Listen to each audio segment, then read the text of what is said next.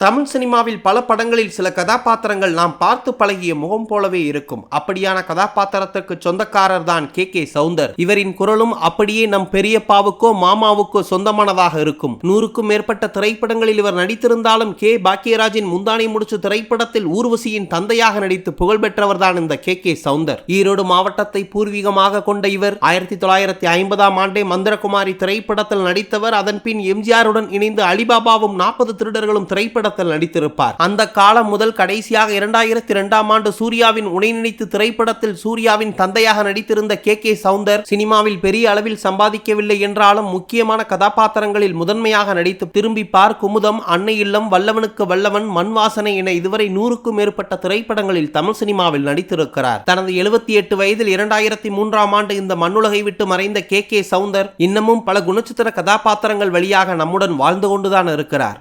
திரைத்துறையில் 60 ஆண்டுகளை கடந்தாலும் சில நடிகர்கள் ரசிகர்கள் மத்தியில் பெரிய அளவில் கொண்டாடப்படுவதில்லை. அந்த வகையில் PL சின்னப்பன், பீலி சிவம் என்ற பெயரில் தமிழ் சினிமாவில் 200க்கும் மேற்பட்ட திரைப்படங்களில் நடித்திருக்கும் பீலி சிவம் பெரும்பாலும் கேப்டன் விஜயகாந்தின் பல திரைப்படங்களில் நடித்திருப்பார். தூரத்து இடிமுழக்கம், புலன் விசாரணை, கேப்டன் பிரபாகரன், விருதகிரி, பெரிய மருது, நெஞ்சில் துணிவிருந்தால் என பல விஜயகாந்தின் வெற்றி திரைப்படங்களில் சிறப்பு கதாபாத்திரங்களில் நடித்து அசத்தி இருந்தார் பீலி சிவம். 1938ஆம் ஆண்டு ஈரோட்டில் பிறந்தவர். சிறு வயதிலிருந்தே மேடை நாடகங்களில் நடித்து வந்தார்.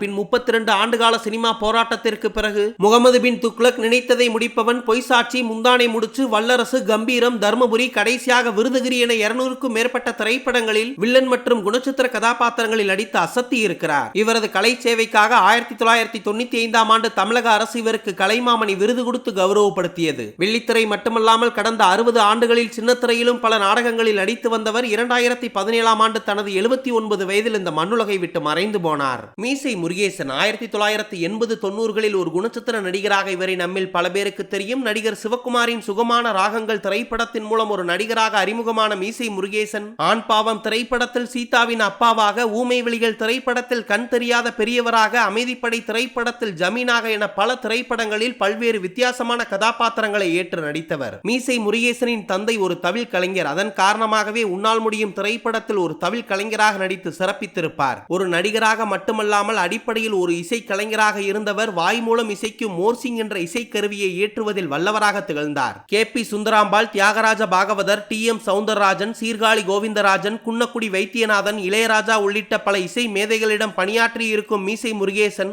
ஏராளமான நாடுகளில் இசை நிகழ்ச்சிகளையும் நடத்தி இருக்கிறார். தன்னுடைய முறுக்கு மீசையாலும் ஆஜானுபாகமான தோற்றத்தாலும் மீசை முருகேசன் என்ற அடைமொழியோடு வலம் வந்தவர். கடந்த 2014ஆம் ஆண்டு தனது 84 வயதில் இந்த மண்ணுலகை விட்டு மறைந்து போனார்.